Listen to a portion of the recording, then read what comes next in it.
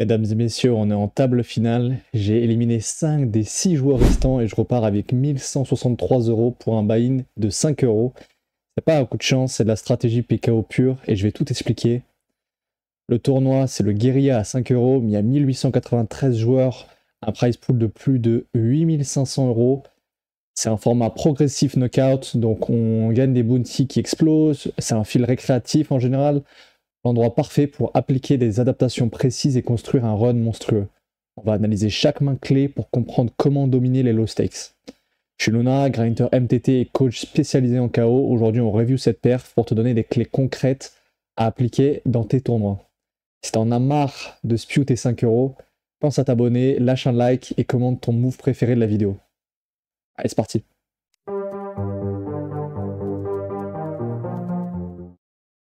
Ce qu'on va faire aujourd'hui, c'est qu'on va analyser les dernières mains de ce tournoi. N'hésite pas à 300 likes. Je vais analyser tout le début de ce tournoi pour si tu veux voir du early game. Mais là, on va se concentrer sur les plays qui rapportent le plus sur le plus long terme. C'est les plays en late game et qui valent le plus d'argent. Allez, on est parti. Fold ici, on va faire un open 3x sizing 10 de notre adversaire. Donc on va garder en tête que c'est sûrement un joueur créatif. Je t'ai mis le price pool ici à droite, donc n'hésite pas à regarder si jamais, mais ça sera surtout utile en table finale. Donc pour l'instant, pas de préoccupation, je pense que c'est bien mieux de fold, sachant que sa range est beaucoup plus tight sur 3x. Ici, je pense que je vais pas open, vu que j'ai pas de bloqueur. Ça sert à rien d'élargir quand il y a 3 stacks de restyle ici, donc tout le monde peut faire tapis et me couper les cotes, en tout cas me donner vraiment une décision difficile. Fold ici, on va aller jusqu'au bout. Là, c'est déjà chiant, je pense que c'est un fold sur 2.5. On est vraiment très late ici. Les KO valent vraiment rien. Je pense que je vais pas faire le calcul de KO. N'hésite pas à regarder les autres vidéos si je fais pour voir les calculs de KO. Peut-être j'en ferai un dans la vidéo, mais ici, juste les calculs, les KO valent rien. Ici, je pense que c'est vraiment bien mieux de fold ici, sachant qu'il donne un sizing tell. Ici, on a deux décisions. On peut soit faire tapis, soit on peut limp, raise. Ça va dépendre un peu du profil de l'adversaire. Si j'estime qu'il est vraiment passif, je pense que j'ai open ou j'ai fait tapis. Et là, ce que j'ai fait, j'ai décidé d'open, c'est que ouais, je suis pas trop fan de mon sizing, je pense que j'aurais préféré faire un peu moins cher. Même 2, je pense que ça accomplit beaucoup. 2, 2.2, 2.3. Le 2.5, ça me paraît un peu trop gros comme sizing. Et ici, quand il colle, je pense qu'on a un c-bet automatique sur la board SI. Il a jamais d'as normalement. Des as qu'il aurait toujours dû faire tapis pré-flop, donc il a pas d'as. Ici, je pense qu'on a une bonne main à faire tapis.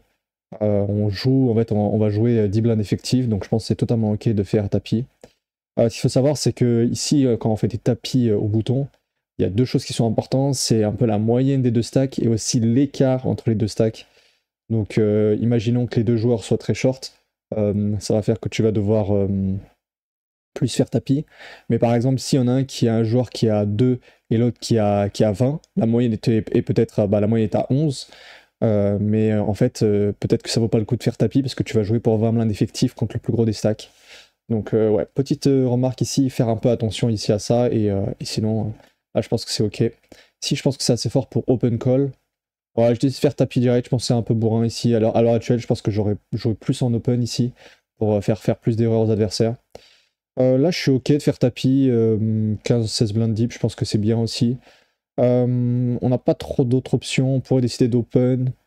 Ça me paraît un peu weak d'open fold. On va faire le calcul par exemple sur le Solex, sur son calcul, son KO. Donc 55 divisé par 2,5 la part du PKO au début.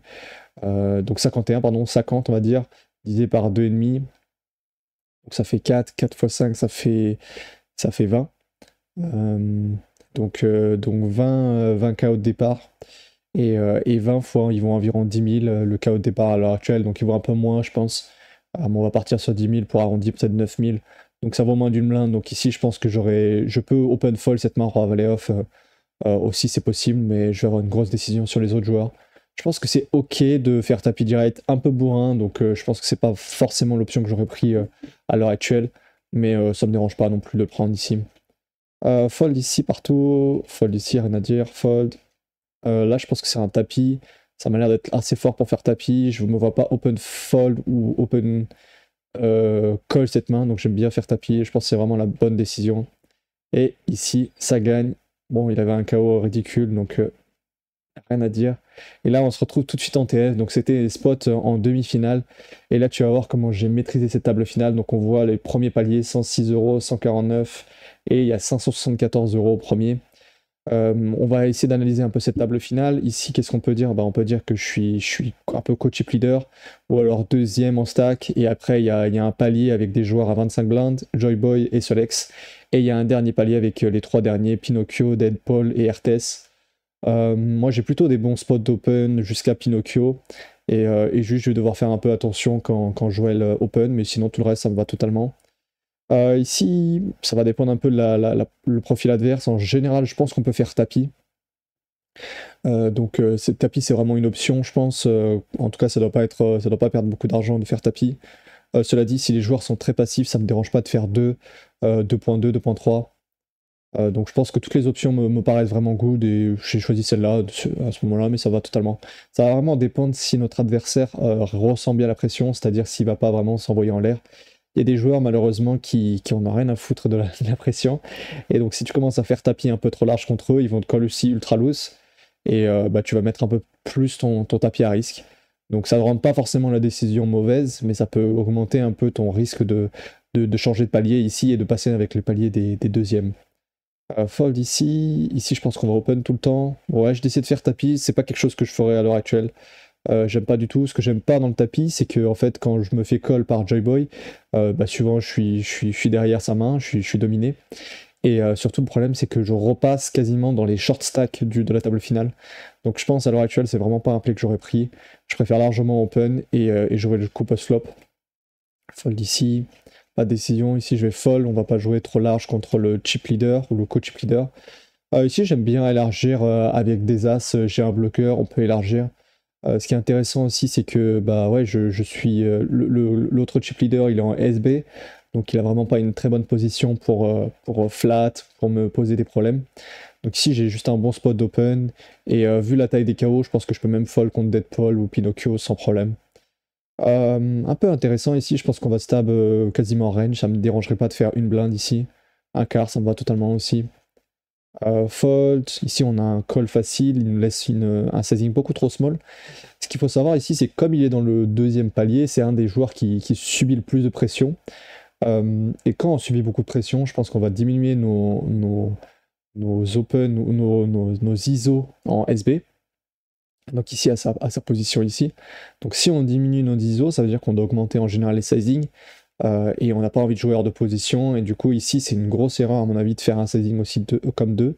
À mon avis, en théorie on doit faire 3, et si jamais on est contre un joueur qui n'a pas conscience de tout ça, pourquoi pas descendre à 2.5, mais je descendrai jamais en dessous de 2.5 je pense, parce que c'est trop dangereux de jouer hors de position contre le chip leader en ce moment là du tournoi, donc ouais, vraiment pas fan de son play. Bah ici je joue quinte par tirage quinte par les deux bouts, donc je pense que je peux payer, je peux raise aussi, j'aime bien l'option de payer. Et de float tranquillement vu que je suis en position. Ici, il décide de 2 barrels. Et en fait, à mon avis, ici, mon plan, en fait, c'était de call un peu light à la turn pour souvent en bluff sur pas mal de rivers. À l'heure actuelle, je pense que c'est plutôt mauvais parce que à mon avis, j'ai pas la cote pour payer. Mais j'estimais que je pouvais transformer en bluff contre lui. Donc c'est ce que j'ai décidé de faire à ce moment-là. Et en fait, il a 3 barrels, et en fait, là, j'ai juste fait une note à la river, donc c'est plus simple le poker dans ce coup-là. Et il avait un énorme bluff, et ça, c'est vraiment à ne jamais refaire chez vous. Ne partez pas dans des 3 barrels bluff en table finale contre le chip leader. Même vraiment diminuer vraiment le nombre de bluffs. Et ici, juste 3-5 suité, c'est une main qui joue très très bien en limp. Donc c'est vraiment dommage de sa part, et bon bah il a perdu énormément ici sur ce play là. Je pense qu'il perd minimum 200-300 euros, quelque chose comme ça, donc c'est vraiment très important. En 10-15 secondes il a perdu 300 euros, donc c'est vraiment très important sur le long terme de ne pas faire ce genre de bêtises. Là prochainement on a une paire d'as, un peu plus simple du coup. Là on a un peu des décisions, on peut soit payer soit raise, et ici je me suis dit que j'avais préféré raise. Parce qu'à mon avis, quand je flatte RTS, il n'a pas vraiment beaucoup de raisons de faire tapis. Il peut juste payer et ensuite réaliser son équité. À mon avis, à l'heure actuelle, je pense que c'est un peu plus mitigé, c'est-à-dire qu'il n'y a pas une option qui me paraît vraiment se dégager par rapport à une autre. Mais du coup, ici, je préférais vraiment raise tout de même parce qu'on a un bon stack contre Joël Padré et que j'étais très actif. Donc ici, j'ai décidé de faire 3x. RTS qui décide de faire tapis derrière et bah moi j'ai Assas, je vais payer et on va l'éliminer. Ça fait plutôt plaisir. On passe au-dessus de 200 € ici de KO. Et du coup, ici, je me suis croustillé un petit play. Je sais pas si c'est bon, je sais pas si c'est intéressant. Je me suis dit qu'il allait open assez large contre Deadpool et que Deadpool, surtout, il était très très neat. Il se laissait totalement faire. Et du coup, j'ai décidé de 3 bêtes ici, size. À l'heure actuelle, pareil. Je pense que je l'ai pris parce que sur le coup, je me suis dit que c'était vraiment un super spot. À faire attention quand même, ça ici, le bloqueur est bon. Le spot m'a l'air bon. À part le fait que si Deadpool il joue correctement, ici il va pouvoir rejam assez large et du coup on va devoir faire plus attention. Et aussi Joël Padré qui n'avait pas l'habitude de catch jam. Donc ça c'est plusieurs options, plusieurs arguments qu'il faut prendre en compte dans ta décision pour savoir si ça c'est la meilleure décision de 3 bet light. Et c'est passé, du coup c'était vraiment super. Ici j'ai plusieurs options, vraiment Deadpool était super neat. Mais je préférais fold tout de même. Là, on a besoin de bloqueurs. Fold ici aussi. Open. Ouais, pareil, c'est un peu trop bourrin ici. Je préfère largement open à l'heure actuelle. Je pense pas que ça soit une grosse erreur. C'est-à-dire que si on rentre peut-être dans un solver, HRC, quelque chose comme ça, ça doit être ok comme play. Par contre, ça m'a pas l'air d'être forcément le meilleur de loin. Et ce qui est problématique, c'est que si je commence à perdre 20 blindes, bah, je vais repasser ex aequo avec Joël Padré. Donc ouais, pas forcément fan de mon play et je pense qu'à l'heure actuelle c'est pas forcément ça que je referai. Là je perds un gros coup du coup, un peu dommage. Ici on a 3.1 à rajouter dans un pot qui va en faire 9.3, donc 3 points dans 9.3 ça fait 33%. À mon avis ça doit vraiment être juste ici et je pense qu'on pourrait même folder. Si on avait besoin de 30%, je pense que c'est jamais un fold à mon avis. C'est jamais un fold, mais ici comme le KO vaut quelque chose comme moins d'une blinde, disons, c'est ça, disons le KO ici il vaut une demi-blinde. J'ai 3 points à rajouter dans un pot qui va faire 9 points. 9 points, on a dit, c'était 9.3 tout à l'heure, donc là ça va être 9.8. Donc je pense que c'est très très close et ça me dérangerait pas de fold ici une partie du temps. Donc là, à mon avis, ici, à l'heure actuelle, je préférais largement fold. C'est un peu une erreur que j'ai mis du temps un peu à corriger à ce moment-là, quand j'avais joué ce tournoi. Mais à l'heure actuelle, je pense que je fais bien plus attention, surtout en ISM, de pas call trop large dans ces spots-là, et surtout que les joueurs sont très très neat. Ici, j'ai décidé de prendre l'open, pourquoi pas. J'ai vraiment un très bon spot d'open. Deadpool est très très tight, donc on peut vraiment élargir notre range au bouton. Ici, pourquoi pas aussi, j'ai un bloqueur, ça me dérange pas d'élargir ma range. Et là, avec le flush draw, je pense qu'on peut jamais partir. Donc ça me dérangerait pas de faire une blinde. Ouais, checker aussi, ça peut me paraître ok comme option. Je pense que je préfère faire une blinde à l'heure actuelle. Pour faire fold quelques queen eye, roi eye. Ça peut être intéressant ici, mais pourquoi pas. À la turn, je pense que c'est vraiment une super main à miser. Ça me fait un peu chier si je me fais check jam, mais je m'attends pas trop à ce que ça arrive, surtout à ce moment-là du tournoi, donc ça me dérangerait pas de faire un tiers de blindes. Je disais de faire un peu cher, je pense que c'est trop cher ici ce que je fais. À mon avis, ici, les sizing qui feraient du sens, ce serait plus autour de 2 blindes, 1.8 en table finale, et c'est vraiment quelque chose que j'ai continué à travailler là-dessus parce que j'avais un peu une augmentation des sizing, ou des sizing un peu trop gros en table finale. Ici, on est contre Deadpool. J'ai dit qu'il était très très passif, donc j'aimerais pouvoir faire 2. Ouais, 2.3 c'est pas mal, mais on va fold du coup ici quand il fait tapis. On peut open ici sans problème. Toujours si on a un bloqueur, si on voit que la table est passive, ne pas hésiter. Ici son KO vaut rien, donc il faudra faire la cote. Bon, je peux te le faire un peu rapidement. C'est 8 à mettre dans 22. 8, 16, 24, ça fait donc 8, 16, 24, c'est 33%. Deadpool qui était très très tight, ça me dérange pas de fold ici et de jouer un peu plus conservateur. Ici, on pourrait faire tapis une partie du temps pour punir un peu ses limps, mais ça me dérange pas aussi de jouer en check. Ici, il décide de miser 1,3. J'aimerais bien clic ici, je pense que c'est mieux que de payer. Le problème, c'est que j'ai que 4 high, enfin j'ai que paire de 4, donc je pense que j'ai envie de fast play un peu mon équité. Donc là, ouais, à l'heure actuelle, je préférais miser, je pense, je préférais largement raise au flop et partir à tapis. Et là, river, bon, on a fait flush, donc c'est plus facile. Là, on a un tapis, il n'y a pas de décision. Je pense même jusqu'à 4-4, 3-3, j'aurais payé. pense qu'on est vraiment très très bien ici pour payer. Open ici, fold, open encore avec le bloqueur. Là on voit vraiment que je mets beaucoup de pression à la table. J'hésite pas, s'il y a un bloqueur, si je vois que les joueurs sont très passifs, je vais faire des grosses déviations de stratégie. Ici par exemple le sizing que j'ai choisi, c'est un sizing qui existe je pense un tout petit peu, mais c'est surtout que je punis un peu son limp parce qu'à mon avis il a quasiment pas de limp normalement autorisé à ce moment-là. Il doit jouer que en tapis ou en limp si jamais il a des trappes assez, mais je pense qu'il aura pas assez de trappes. Il sera déséquilibré en bluff ici ou en main faible avec son limp. Donc j'ai puni ça, je pense que j'avais une bonne main à punir. Là c'est une très très bon jam ici. Au 8 blind deep c'est des bons jams ici avec des mains connectées suitées. On met beaucoup de pression ici, sachant que Deadpool il est à égalité avec un autre joueur. Ici je préférais open, un peu pour les mêmes raisons que tout à l'heure. Le problème c'est que si je fais doubler Joey Boya maintenant, je vais avoir des problèmes derrière, ça va être un peu plus dur de jouer. Donc ça me dérangerait pas d'open, surtout que j'ai vu qu'ils sont assez passifs, donc je m'attends pas à me faire trop rejam en bluff. Ouais, des petites imprécisions. Ici, pareil, je préférais open call. Ici, c'est une main assez forte, à mon avis. Donc, des petites imprécisions, à mon avis, qui fait que j'aurais pu. Je peux encore optimiser mon jeu et je peux encore jouer un peu plus précisément. Et ça, c'est des choses que j'ai pas mal changé dernièrement. Donc, ça fait vraiment plaisir de voir qu'il y a une bonne progression entre temps. Ici, je pense que c'est très bon de faire tapis. Il n'y a que 3 blindes deep. Je pense que c'est tapis et ni tout. Fold ici, sachant que je vais être commit contre Deadpool. Et là, il fait tapis avec 1,3 blind. Je peux payer ou je peux faire tapis. Je pense que les deux options sont OK. Je vois pas vraiment de différence entre les deux. J'ai pas l'impression qu'on ait beaucoup de fold equity. Et il faut croire que si, en fait. Il faut croire que j'ai de la fold equity. Donc ouais, ce qu'il fait Pinocchio, c'est n'importe quoi. Je pense qu'il doit jamais fold ici. À mon avis, il doit... il est vraiment... Il a la cote, à mon avis, pour payer avec quasiment toutes les mains qu'il a décidé de compléter. Donc pareil, c'est encore une petite erreur de sa part. Je pense qu'ici, à sa place, il faudrait faire tapis ou fold. Et moi, mon play, si forcément je pensais qu'il avait déjà les FE à ce moment-là, c'est très bien joué de ma part, parce que j'arrive à isoler le joueur pour jouer son bounty. Mais sinon, en cas général, je pense que payer aussi, c'est une belle option. C'est une option assez similaire. Là, on a un tapis, pas de décision. Ici, on peut open. Pareil, ça me dérange un peu d'open à l'heure actuelle parce que je suis commit contre Deadpool, mais il était très très tight, comme on peut le voir. Donc, ouais, il y avait vraiment une table super tight. Et ça, c'est très important de bien comprendre les profils que tu as à ta table, de bien comprendre la dynamique de la table. Si les joueurs sont très passifs et ils se laissent faire, tu peux y aller comme un bourrin, tu peux open comme un bourrin ultra large.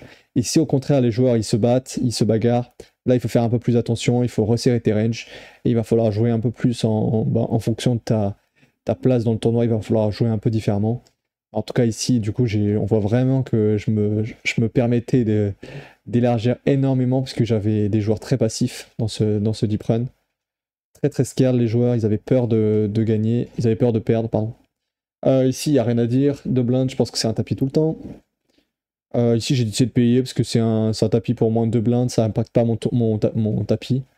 Il a décidé de compléter Joy Boy. Je pense que là, ici, le pot, il est... Dans tous les cas, il faudra résoudre le coup contre Pinocchio, donc j'ai vraiment pas d'intérêt à bluffer sur ces run-out là. Pareil, ici, j'ai pas besoin de miser à la turn. Et à la river, je pense que j'ai un pur fold, je vois pas l'intérêt de catch aussi bas. Et il avait un 6, donc bravo à lui, il élimine un joueur. C'est le seul joueur que j'ai pas réussi à éliminer dans ce tournoi, mais on va voir jusqu'au bout.